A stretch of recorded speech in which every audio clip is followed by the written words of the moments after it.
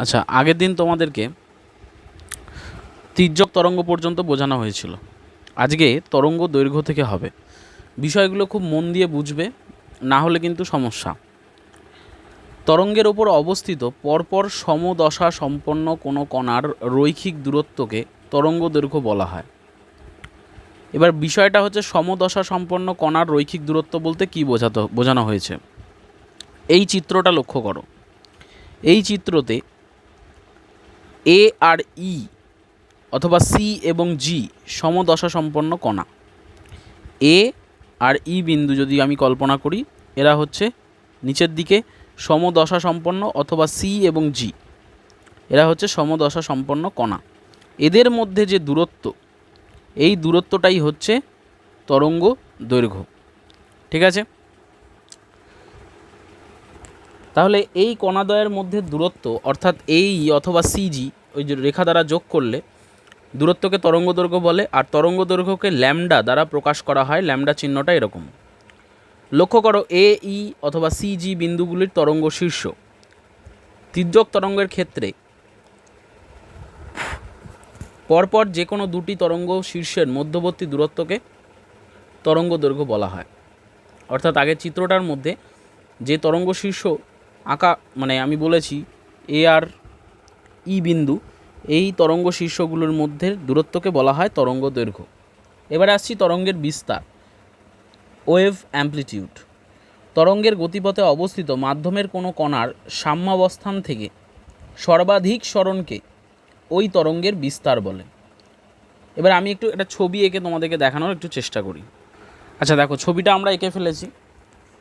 আগের পৃষ্ঠাতেই ছবিটা আছে, তো ছবিটা দেখে পড়লে একটু সুবিধা হবে। আমরা তরঙ্গ দৈর্ঘ্য এক্ষুনি বললাম, যেটা হচ্ছে তরঙ্গ শীর্ষ দুটির মধ্যে দূরত্ব। এটা একটা তরঙ্গ শীর্ষ আর এটা একটা তরঙ্গ শীর্ষ। এটা একটু একটু একটু উঁচুতে আঁকা হয়ে গেছে। যাই হোক, এই সি আর জি এর মধ্যে দূরত্ব, অথবা এ আর ই এর মধ্যে যে দূরত্ব, সেটা হচ্ছে তরঙ্গ দৈর্ঘ্য, যেটাকে লেখা হয় ল্যামডা চিহ্ন দ্বারা। দেখতে পাচ্ছ তরঙ্গ দৈর্ঘ্যকে। এবার তরঙ্গের বিস্তার যেটা বলেছে, তরঙ্গের গতিপথে অবস্থিত মাধ্যমের কোনো কণার সাম্যাবস্থান থেকে সর্বাধিক সরণকে ওই তরঙ্গের বিস্তার বলে। দেখো একটুখানি লক্ষ্য করে যে মাধ্যমের কোনো কণার সাম্যাবস্থান বলতে এই রেখার ওপর যদি কণাগুলো থাকে তাহলে তারা সাম্যাবস্থানে আছে। এবার এখান থেকে বিন্দুটা এতটা সর্বাধিক, যতটা সরণ হচ্ছে কণাটার, মানে এতটা নিচে নামছে, বা এইদিকে উঠলে এতটা উঠছে। এখানে যদি দেখি এ এ প্রাইম, অথবা সি সি প্রাইম, অথবা ই ই প্রাইম, অথবা জি জি প্রাইম, যতটা ডিস্টেন্স সেটাই হচ্ছে তরঙ্গের বিস্তার। ঠিক আছে? তাহলে এখানে তির্যক তরঙ্গটির বিস্তার হিসাবে এখানে একটাকেই দেখানো হয়েছে, এ এ প্রাইম। এবার তরঙ্গের পর্যায়কাল। তরঙ্গের গতিপথের ওপর মাধ্যমের কোনো কণা যে সময়ে একটি পূর্ণ কম্পন সম্পন্ন করে তাকে ওই তরঙ্গের পর্যায়কাল বা টি বলা হয়, মানে টি দিয়ে লেখা হয় পর্যায়কালকে। এই সময়ে তরঙ্গটি একটি সমদৈর্ঘ্যের সমান দূরত্ব অতিক্রম করে। মানে কি, এই নিচে নামলো আবার উপরে উঠলো, মানে কি এইখান থেকে আমি যদি, আচ্ছা এইখান থেকে যদি ডিস্টেন্সটা দেখি, এই উঠলো আবার এলো, মানে কি এখান থেকে যদি যাত্রাটাকে আমি স্টার্ট করি, তাহলে এই নিচে নেমে উপরে উঠলো আবার এখানে এলো, এই টোটাল যে সময়টা, মানে যদি আলাদা করে একে দেখাই, এখান থেকে যাত্রা শুরু করে এই উঠলো এই, ঠিক আছে, এই টোটাল ডিস্টেন্সটা অতিক্রম করতে তার যতটা সময় লাগবে এটাকে বলা হয় একটা পূর্ণ কম্পন। এই পূর্ণ কম্পন সম্পন্ন করতে তার যে সময় লাগবে তাকে বলা হয় পর্যায়কাল। ঠিক আছে? এরপরে আসছি তরঙ্গের কম্পাঙ্ক। তরঙ্গের গতিপথে অবস্থিত মাধ্যমের কোনো কণা প্রতি সেকেন্ডে যতগুলি পূর্ণকম্পন সম্পন্ন করে, তার মানে এরকম একটা পূর্ণকম্পন সম্পন্ন করতে তো একটা সময় লাগছেই, তাহলে এক সেকেন্ডে যতগুলো এরকম পূর্ণকম্পন সম্পন্ন করে সেই পূর্ণকম্পনের সংখ্যাকেই বলা হয় তরঙ্গটির কম্পাঙ্ক। কম্পাঙ্কের একক কি? সাইকেলস পার সেকেন্ড বা হার্জ। এরপর আসছি তরঙ্গ বেগ। তরঙ্গ বেগ জিনিসটা কি দেখে নাও। তরঙ্গ বেগ কাকে বলে? কোনো মাধ্যমে এক সেকেন্ডে তরঙ্গ যে দূরত্ব অতিক্রম করে তাকে সেই মাধ্যমের তরঙ্গ বেগ বলে। এবার খুব ভাইটাল একটা কোয়েশ্চেন খুব আসে পরীক্ষায়, ইম্পর্টেন্ট, সেটা হচ্ছে তরঙ্গের কম্পাঙ্ক, তরঙ্গ দৈর্ঘ্য ও তরঙ্গ বেগের মধ্যে পারস্পরিক সম্পর্ক। তাহলে আমরা আগে বিষয়টাকে ক্লিয়ার করতে হবে। প্রথমে বলেছে কম্পাঙ্ক, তারপর বলেছে তরঙ্গ দৈর্ঘ্য, তারপর বলেছে তরঙ্গ বেগ, এদের মধ্যে সম্পর্ক কী। তাহলে প্রথমে জানতে হবে তরঙ্গ দৈর্ঘ্য কী, তারপরে জানতে হবে কম্পাঙ্ক কী, তারপরে জানতে হবে তরঙ্গ বেগ কী। এক্ষুনি বললাম, আরেকবার রিপিট করছি। তাহলে তরঙ্গ দৈর্ঘ্য কাকে বলে? তরঙ্গের ওপর অবস্থিত সমদশা সম্পন্ন দুটি কণার মধ্যবর্তী দূরত্বকে বলা হয় তরঙ্গ দৈর্ঘ্য। ঠিক আছে। তারপর কম্পাঙ্ক কাকে বলে? তরঙ্গের গতিপথে অবস্থিত মাধ্যমের কোনো কণা প্রতি সেকেন্ডে যতগুলি পূর্ণকম্পন সম্পন্ন করে তাকে বলা হয় কম্পাঙ্ক। আর তরঙ্গ বেগ কাকে বলে? কোনো মাধ্যমে 1 সেকেন্ডে তরঙ্গ যে দূরত্ব অতিক্রম করে তাকে বলা হয় তরঙ্গ বেগ। এবার এক এক করে সম্পর্কে আসা কী বলেছে। তো আমরা যদি কম্পাঙ্ককে যদি এন দ্বারা লিখি, তরঙ্গ দৈর্ঘ্যকে যদি ল্যামডা দ্বারা লিখি এবং তরঙ্গ বেগকে যদি ভি দ্বারা লিখি, তাহলে কম্পাঙ্কের সংজ্ঞা অনুযায়ী কি? মাধ্যমের কণাগুলি প্রতি সেকেন্ডে কত সংখ্যক পূর্ণকম্পন সম্পন্ন করেছে? এন সংখ্যক। দেখো এন সংখ্যক পূর্ণকম্পন সম্পন্ন করেছে, কারণ এখানে কম্পাঙ্ক যেহেতু এন বলেছে, তাহলে আমি বলতে পারি প্রতি সেকেন্ডে কতগুলি পূর্ণকম্পন সম্পন্ন করেছে? এন সংখ্যক পূর্ণকম্পন সম্পন্ন করেছে। কিন্তু কোনো কণা যে সময় একবার পূর্ণকম্পন সম্পন্ন করে সেই সময়ে তরঙ্গটি কতটা দূরত্ব যায়? ল্যামডা দূরত্ব অতিক্রম করে। ঠিক আছে, কতটা দূরত্ব সে অতিক্রম করে? ল্যামডা দূরত্ব। একটুখানি ছবির মধ্যে বোঝানোর চেষ্টা করি। আবার বলছি, কোনো কণা যে সময় একবার পূর্ণকম্পন সম্পন্ন করে সেই সময় তরঙ্গটি কতটা দূরত্ব যায়? ল্যামডা দূরত্ব যায়। এটা হচ্ছে তরঙ্গ দৈর্ঘ্য। তাহলে একটা পূর্ণকম্পনে সে কত দূরত্ব যায়? ল্যামডা দূরত্ব। আর 1 সেকেন্ডে যতবার সে পূর্ণকম্পন সম্পন্ন করে সেটা হচ্ছে তার কম্পাঙ্ক। এখানে কম্পাঙ্ক হচ্ছে এন। তাহলে 1 সেকেন্ডে এন বার পূর্ণকম্পন সম্পন্ন করেছে, আর একবার পূর্ণকম্পনে সে যতটা দূরত্বে যাচ্ছে সেটা হচ্ছে তার তরঙ্গ দৈর্ঘ্য। তাহলে 1 সেকেন্ডে সে কতটা দূরত্ব যাবে? নিশ্চয়ই এন ল্যামডা। কীভাবে? কারণ একবার পূর্ণকম্পনে যায় কত দূরত্ব? ল্যামডা দূরত্ব। তাহলে এন বার পূর্ণকম্পন হয়েছে, এন বার পূর্ণকম্পনে সে কত দূরত্ব যাবে? এন ল্যামডা দূরত্ব। আর এই এন ল্যামডা দূরত্ব যেতে তার কত সময় লাগছে? 1 সেকেন্ড সময় লাগছে। এই জন্য এখানে লিখেছে 1 সেকেন্ডে তরঙ্গটি এন ল্যামডা দূরত্ব যায়। তাহলে 1 সেকেন্ডে এখানে বলেই দিয়েছে তরঙ্গ বেগ কাকে বলে? কোনো মাধ্যমে 1 সেকেন্ডে তরঙ্গ যে দূরত্ব অতিক্রম করে তাকেই তরঙ্গ বেগ বলে। তার মানে তরঙ্গ বেগ কি? আমরা লিখি ভি দ্বারা। তাহলে ভি ইজুকাল টু আমরা অবশ্যই বলতে পারি এন ল্যামডা। এইভাবে তরঙ্গ বেগ ইজুকাল টু কম্পাঙ্ক ইন্টু তরঙ্গ দৈর্ঘ্য কথাটা এসছে। এবারে আমি যেটা বলতে চাইছি, একবার পূর্ণকম্পনে সে যে ল্যামডা দূরত্ব যাচ্ছে সেটা কীভাবে বুঝবো? ছবিটা একটু দেখে নিই। এখানে যদি ছবিটা দেখি, আমরা এখান থেকে স্টার্ট করে এতটা পূর্ণকম্পন বুঝিয়েছিলাম, আর এখান থেকে যদি দেখি ঠিক এই পজিশান থেকে যদি স্টার্ট হয় কণার কম্পন আর কি, এখান থেকে শুরু করে উপরে উঠলো, আবার ওই একই পজিশানে এলো, সমদশা সম্পন্ন পজিশানে এলো। এখানেও কিন্তু সমদশাই আসছে, এখান থেকে যাত্রা শুরু করে আবার এখানে এলো। তার মানে এটা কি? এখান থেকে যদি আমি একটা দাগ টানি আর এখান থেকে যদি একটা দাগ টানি, তাহলে এটাই হচ্ছে কি?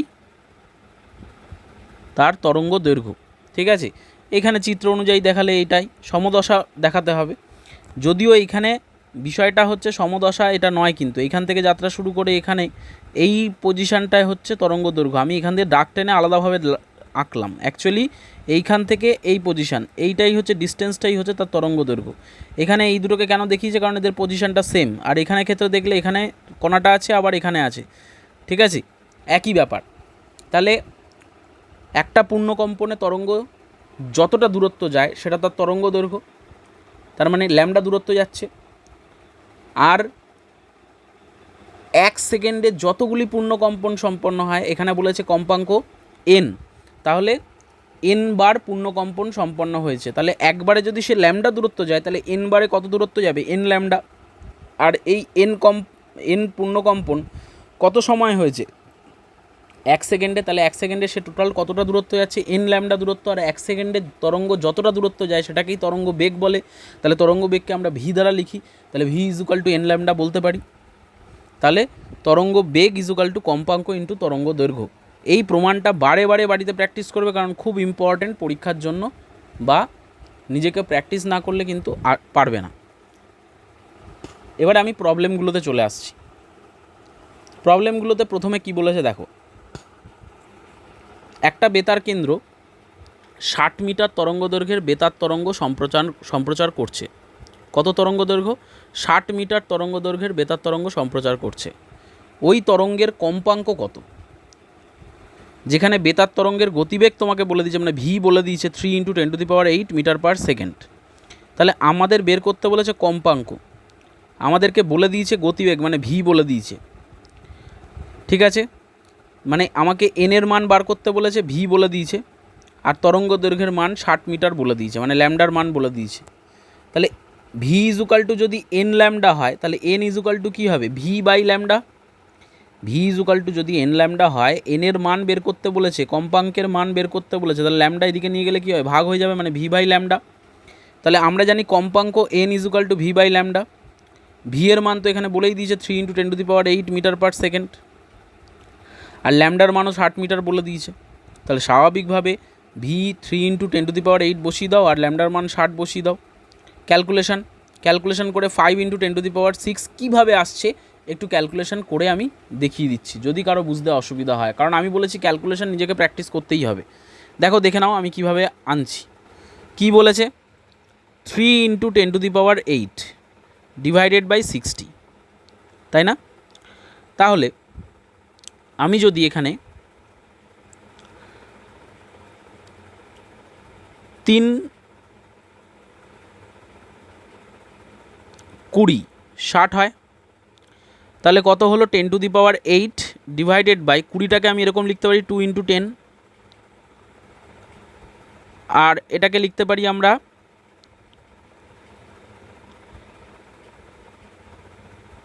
পরের লাইনে লিখি 10 × 10 × 10⁶।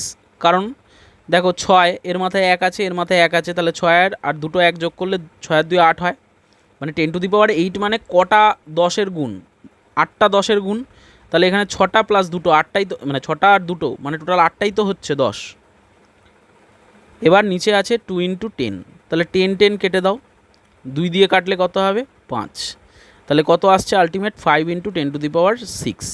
এবার প্রশ্ন হচ্ছে, স্যার এইভাবেই কি অ্যান্সার আনতে হবে? যদি এভাবে না এনে আমি যদি নর্মাল কাটাকুটি করে করি, কারণ আমি যদি এখানে করি 10⁸ আছে, তাহলে আমি এখানে যদি কাটাকুটিটা একটু অন্যভাবে করি, আমি যদি এরকম লিখি 10, আচ্ছা এই 10⁸ রাখলে কোনো সমস্যা হবে কি? প্রশ্ন থাকতেই পারে যে আমি কাটাকুটি করে 10⁸ এরকম রাখলাম। তুমি এটাকে আরও চেঞ্জ করতে পারো, কাটা কোনোভাবেই কাটবে না তোমাকে, কিন্তু হরে কিছু রাখা যাবে না, হর থেকে এটাকে বের করতে হবে। তাহলে এর জন্য তুমি কি করবে? এটা করার জন্যই কিন্তু এটা, মানে হরে কিছু রাখা যাবে না। তাহলে 8টা 10 আছে গুণ, তাহলে আমি 2টো 10কে বের করে নিই, ইন্টু 10⁶ আছে, তো 2টো 10কে গুণ করে 10⁻, তাহলে 10 দুগুণে 20, 5 দুগুণে 10, হরটা কিছু রাখা যাবে না। সেটা করার জন্যই আমাকে এটা আনতে হচ্ছে। ক্যালকুলেশনটা বুঝবে, ভৌতবিজ্ঞানে ক্যালকুলেশনগুলো এভাবে প্র্যাকটিস করতে হবে। হরে কিছু রাখা যাবে না, অথবা ফ্র্যাকশানে আনতে পারো, কিন্তু এখানে ফ্র্যাকশানে আনার মতো কিছু নেই, মানে ফ্র্যাকশান মিন্স দশমিকে বলছি, আনতে পারো কিন্তু আনার মতো কিছু নেই। ওকে, তাহলে বোঝাতে পারলাম। তাহলে এখানে কি বেরিয়ে গেল? কম্পাঙ্কের মান 5 × 10⁶। এবার আমরা নেক্সট অঙ্কে যাব। নেক্সট অঙ্কে কি বলেছে? বায়ুতে শব্দের বেগ 340 মিটার পার সেকেন্ড এবং একটি সুরশলাকার কম্পাঙ্ক 680 প্রতি সেকেন্ড। সুরশলাকা থেকে বায়ুতে সৃষ্ট শব্দের তরঙ্গদৈর্ঘ্য নির্ণয় কর। তাহলে ব্যাপারটা বোঝো, ভি এর মান বলে দিয়েছে, শব্দের বেগ v equal to 340 metre per second বলে দিয়েছে, কম্পাঙ্কের মান বলে দিয়েছে এন এর মান। সুরশলাকা থেকে বায়ুতে সৃষ্ট শব্দের তরঙ্গদৈর্ঘ্য নির্ণয় করো, মানে ল্যামডার মান জানতে চেয়েছে। তা আমরা জানি v equal to n lambda, তাহলে ল্যামডার মান জানতে চেয়েছে, তাহলে এন গুণ আছে, এনকে এদিকে নিয়ে গেলে ভাগ হয়ে যাবে, তাহলে lambda equal to v by n. এখানে ভি হচ্ছে শব্দের বেগ, শব্দের বেগ 340 মিটার পার সেকেন্ড। এন এর মান কত? কম্পাঙ্ক কত? 680 প্রতি সেকেন্ড বলেই দিয়েছে। তাহলে ল্যামডার মান বার করতে হবে, lambda equal to v by n. তাহলে 340 বাই 680, 340 দিয়ে 680 কাটলে 2 হবে নিচে, তাহলে 1/2 মানে 0.5 মিটার, তরঙ্গ দৈর্ঘ্য 0.5 মিটার। এরকম সোজা সোজা অঙ্ক পরীক্ষায় আসে, কিন্তু এই মানে সূত্রটা আর প্রমাণটা ভালো করে না বুঝলে অঙ্কগুলো করা যাবে না। এরপর একটি সুরশলাকার কম্পাঙ্ক তোমাকে বলে দিয়েছে। কম্পাঙ্ক কত বলেছে? 420 হার্টজ। তার মানে কি? এন এর মান বলে দিয়েছে কম্পাঙ্ক, এর থেকে উৎপন্ন শব্দের তরঙ্গ দৈর্ঘ্য ল্যামডার মান বলে দিয়েছে 0.8 মিটার। তাহলে শব্দের বেগ কত? তাহলে আমরা জানি V is equal to n lambda. তাহলে এন এর মান কত? 420, আর ল্যামডার মান কত? 0.8। তো দুটোকে গুণ করে দেবো। দেখো এন ইন্টু ল্যামডা গুণ করে দিয়েছে, 420 ইন্টু 0.8 গুণ করলে কত হয়? 336 মিটার পার সেকেন্ড। সিম্পল অঙ্ক, একদম ইজি অঙ্ক, খালি ফর্মুলায় বসিয়ে দেওয়া হয়ে গেল। এরপর আমরা যেটা আসবো শব্দের কয়েকটি ধর্ম। শব্দের কয়েকটি ধর্মের মধ্যে প্রথমে বলি শব্দের প্রতিফলন। শব্দের প্রতিফলন জিনিসটা কি? যেমন আমরা আলোর প্রতিফলন পড়েছি, শব্দের প্রতিফলনও ঠিক একই রকমভাবেই বোঝানো হয়। আলোর প্রতিফলনের মতো শব্দের প্রতিফলন হয় এবং প্রতিফলনের নিয়ম মেনে চলে। শব্দের তরঙ্গদৈর্ঘ্য আলোর তরঙ্গদৈর্ঘ্যের চেয়ে অনেক বড়, তাই শব্দের প্রতিফলনের জন্য প্রতিফলক আকারে অনেক বড় হওয়া প্রয়োজন। পাহাড়, উঁচু দেওয়াল প্রভৃতি শব্দের প্রতিফলকের কাজ করে। অ্যাকচুয়ালি বিষয়টা হচ্ছে, আমরা যখন কথা বলি ঘরের মধ্যে, আমরা কি আমাদের কথার প্রতিফলন শুনতে পাই কি? নিশ্চয়ই নয়। কিন্তু ঘরের মধ্যে লাইট জ্বলে লাইটের কিন্তু আলোর কিন্তু প্রতিফলন হয় বলে ঘরের চারপাশ কিন্তু আলোকিত হয়। তাহলে বিষয়টা কি হলো? তাহলে শব্দের প্রতিফলনের জন্য কি দরকার? প্রতিফলক যে তলটা হবে সেটা কিন্তু আকারে অনেক বড় হওয়া দরকার। আমি যদি বড় মানে খোলা স্থানে গিয়ে, পাহাড়ি অঞ্চলে গিয়ে আওয়াজ করি, দেখবে আওয়াজের ইকো হয়। ইকো মানে কি? আমার কথাটা 2-3 বার করে শুনতে পাই। বা খোলা প্রান্তরে মাঠে যদি আমি জোরে চেঁচাই, তাহলে আমার কথাটা আমি আরেকবার হলেও হালকা করে শুনতে পাই। তার মানে এক্ষেত্রে প্রতিফলক তল অনেক আকারে বড় হওয়া দরকার। এবারে আসি নেক্সট বিষয় কি বলছে দেখি।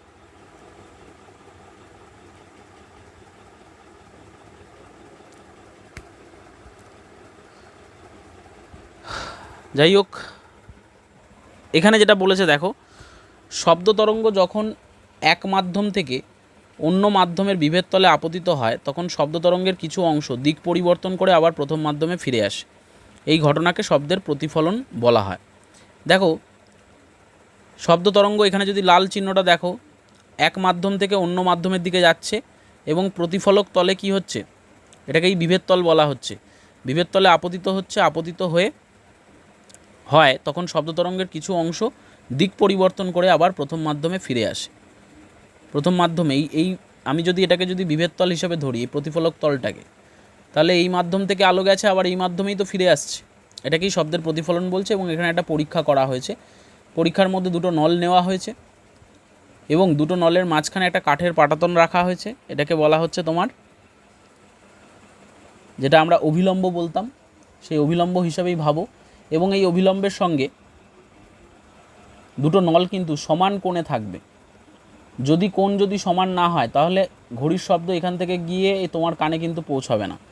কারণ তোমরা যখন আলোর প্রতিফলনের সূত্র পড়েছিলে, তখন অবশ্যই করে পড়েছিলে আপতন কোণ এবং প্রতিফলন কোণের মান সর্বদা সমান হতে হবে। ঠিক এখানেও তেমনি এই নলটাকে এই পাটাতনের সঙ্গে যত কোণে রাখা হবে, এই নলটাকেও ঠিক একই কোণে রাখা হবে, তবেই কিন্তু শব্দ শুনতে পাবো। এখানে এই কথাই বলা আছে। এবার এখান থেকে যে দুটো সূত্র আসছে, সেই সূত্র দুটো আলোর প্রতিফলনের সূত্রের মতোই। প্রথম সূত্র যেটা, আলোর মতো শব্দও প্রতিফলিত হয়, মানে সূত্র নয়, এটা এমনি জাস্ট প্রমাণ করছে আর কি। আলোর মতো শব্দও প্রতিফলিত হয়, প্রতিফলিত না হলে অবশ্যই করে এখান থেকে শব্দ গিয়ে তোমার কানে আসতো না। 2 নম্বর হচ্ছে আপতন কোণ আর প্রতিফলন কোণ বা প্রতিফলিত কোণ দুটো কী হবে? সমান হবে। সমান না হলে কিন্তু এখান থেকে এই শব্দ গিয়ে তোমার কানে কিন্তু আসবে না। 3 নম্বর যেটা বলেছে, আপতিত রশ্মি, প্রতিফলিত রশ্মি ও আপতন বিন্দুতে প্রতিফলকের ওপর অঙ্কিত অবিলম্ব একই সমতলে থাকে। যেহেতু এটা একটা পুরো টেবিলের ওপর করা হচ্ছে, টেবিলটা একটা সমতল, তার উপরেই কিন্তু নলটাকে, কাঠের পাটাতনটাকে এবং এই নলটাকে টেবিলের ওপরই রাখা হয়েছে। তার মানে একই সমতলের ওপর রাখা হয়েছে।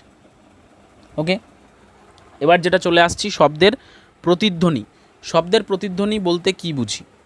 যদি দূরের কোনো পাহাড়ের সামনে বা কোনো উঁচু দেওয়ালের সামনে বা ফাঁকা জায়গায় জোরে আওয়াজ করা হয়, তাহলে কয়েক সেকেন্ড বাদে ওই শব্দের পুনরাবৃত্তি শুনতে পাবে। তুমি যে শব্দ করলে তা দূরের পাহাড়ে বা দেওয়ালে বা ফাঁকা জায়গায়, দূরের গাছের সারিতে প্রতিফলিত হয়ে তোমার কাছে আবার ফিরে আসে, তাই না? তখন এই প্রতিফলিত শব্দটিকে পুনরায় তোমরা শুনতে পাও, যেটা আমি একটু আগেই বললাম। এই প্রতিফলিত শব্দটিকে কি বলা হয়? এটাকে বলা হয় প্রতিধ্বনি, ঠিক আছে, যেটাকে আমরা সংক্ষেপে বলি ইকো। যদি একটা ফাঁকা হল ঘরের মধ্যে, বড় একটা ঘরের মধ্যে আমি আওয়াজ করি, তাহলে কি হয়? আমার শব্দের একটা ইকো আমি শুনতে পাই যদি আওয়াজ করি। এবার এই ইকো শোনার জন্য নির্দিষ্ট নিয়ম আছে। কি নিয়মটা একটু শুনে রাখি। আমরা যে কথা বলছি তারও কিন্তু ইকো হচ্ছে, কিন্তু সেটা আমি শুনতে পাচ্ছি না। ঘরের মধ্যে আমরা যে কথা বলি সেই কথাগুলোরও কিন্তু ইকো হয়, কিন্তু আমরা কি তা শুনতে পাই ঘরের মধ্যে? নিশ্চয়ই না। তাহলে ইকোটা কোথায় যাচ্ছে? এইটা বুঝতে হবে। এটা বোঝার জন্য তোমাকে জানতে হবে যেটা, দেখো এখানে ইকো কাকে বলে আগে বলে দিই। কোনো উৎস থেকে উৎপন্ন শব্দ কোনো প্রতিফলকে প্রতিফলিত হয়ে মূল শব্দ থেকে পৃথকভাবে শ্রোতার কানে এসে পৌঁছালে ফিরে আসা শব্দটিকে মূল শব্দের প্রতিধ্বনি বলে। এবার দেখো, কোনো ক্ষণস্থায়ী তীক্ষ্ণ শব্দ আমাদের কানে এসে পৌঁছালে আমাদের মস্তিষ্কে ওই শব্দের জের কতক্ষণ থাকে? 1/10 সেকেন্ড পর্যন্ত থেকে যায়। যে আমি যে কথাটা বলছি সেই কথা রেশ আমাদের মস্তিষ্কে 1/10 সেকেন্ড পর্যন্ত থাকে। এই 1/10 সেকেন্ডের মধ্যে যে কোনো শব্দ যদি আসেও আমাদের কানে, আমরা কিন্তু সেটা অনুভব করতে পারবো না, ঠিক আছে? তো আমরা যখন ঘরের মধ্যে কথা বলি সেই কথাগুলোর ইকো কিন্তু আসে আমাদের কানে, কিন্তু আসে, কিন্তু কখন আসে? ওই 1/10 সেকেন্ডের মধ্যে। তাই জন্য আমরা আলাদা করে আইডেন্টিফাই করতে পারি না। এই 1/10 সেকেন্ড সময়টাকে বলা হয় শব্দ নির্বন্ধ। এটাও পরীক্ষায় আসে।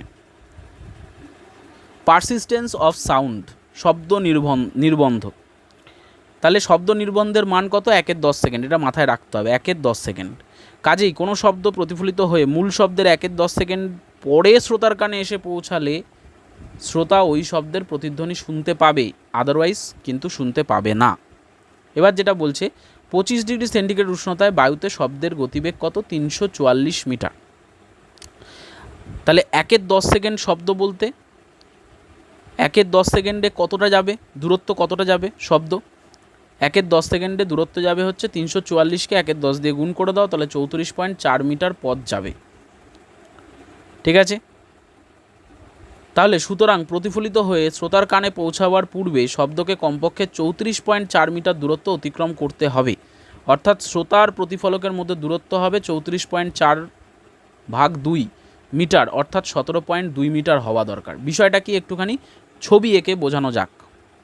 দেখো, শব্দের গতিবেগ তোমাকে বলেছে 344 মিটার, মানে 344 মিটার প্রতি সেকেন্ড, ঠিক আছে? প্রতি সেকেন্ডে সে 344 মিটার দূরত্ব যাচ্ছে, এটা তোমাকে বলেছে। এবার 1 সেকেন্ডে 344 মিটার গেলে এর কথাটা মানেটা কি? 1 সেকেন্ডে সে যাচ্ছে কত? শব্দ 344 মিটার যাচ্ছে। তাহলে 1/10 সেকেন্ডে কতটা দূরত্ব যাবে? 1/10 সেকেন্ডে সে যাবে 344 ইন্টু 1/10। তাহলে কত হবে? 344/10। 344কে 10 দিয়ে ভাগ করলে কত হবে? 34.4 মিটার। তার মানে এই 34.4 মিটার শব্দ মধ্যগতা অতিক্রম করলে তারপর তার ইকো মানে প্রতিধ্বনি আমি শুনতে পাবো। তাহলে আমি যদি দুটো দেওয়াল কল্পনা করি, এই একটা দেওয়াল, এই একটা দেওয়াল, আমি এখান থেকে এই পজিশানে আছে, আমি এখান থেকে একটা আওয়াজ করলাম, তাহলে আওয়াজটা এখানে যাবে, ধাক্কা খাবে, ধাক্কা খেয়ে আবার আমার কাছে ফিরে আসবে।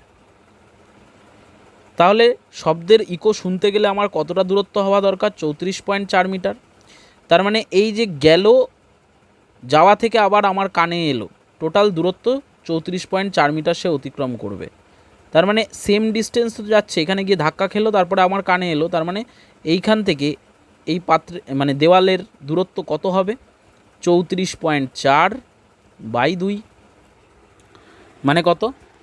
34.4/2 করলে হচ্ছে 17.2 মিটার। মানে এই দেওয়াল দুটোর মধ্যে দূরত্ব হচ্ছে 17.2 মিটার। কারণ এইদিকে 17.2 মিটার গেল, আবার 17.2 মিটার এলো, তবেই আমি শব্দটার ইকো শুনতে পাচ্ছি, মানে প্রতিধ্বনি শুনতে পাচ্ছি। বোঝাতে পারলাম? এটাও পরীক্ষায় কোয়েশ্চেন আসে যে শব্দের প্রতিধ্বনি শুনতে গেলে উৎস এবং প্রতিফলকের মধ্যে ন্যূনতম কত দূরত্ব হওয়া দরকার? 17.2। কারণটা কি এটা বুঝিয়ে দিলাম, ঠিক আছে? এরপর শব্দের অনুরণন।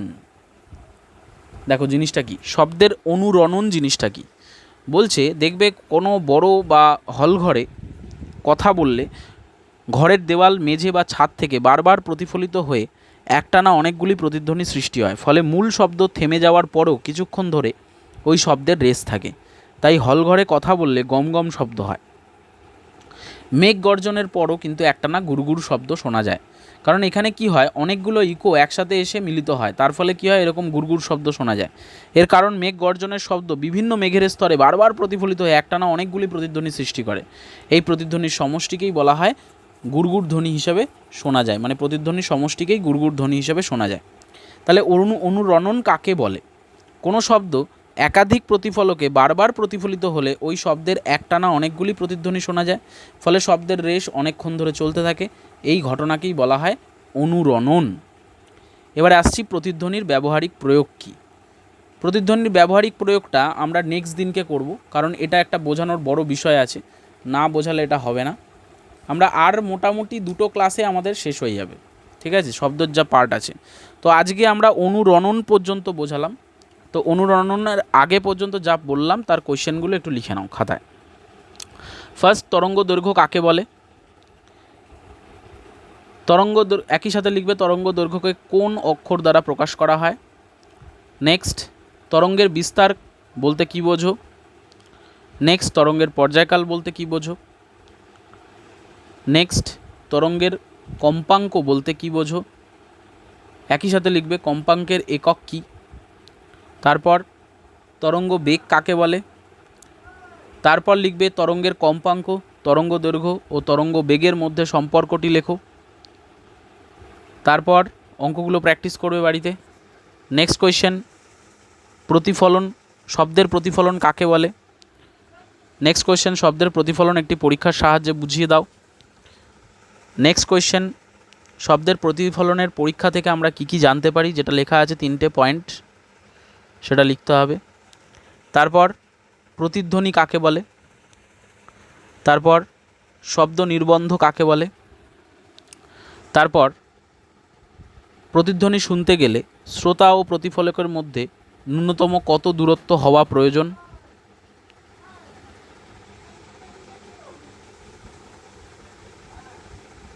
নেক্সট, শব্দের অনুরণন কাকে বলে? উদাহরণ দাও। উদাহরণগুলো এই 1, 2 দুটো উদাহরণ দেওয়া আছে, ঠিক আছে। এই হলো আমাদের আজকের শব্দ রিলেটেড চ্যাপ্টারের পড়ানো। এগুলো লিখে নেবে কোয়েশ্চেনগুলো, আর ভালো করে বুঝবে, করে নেবে।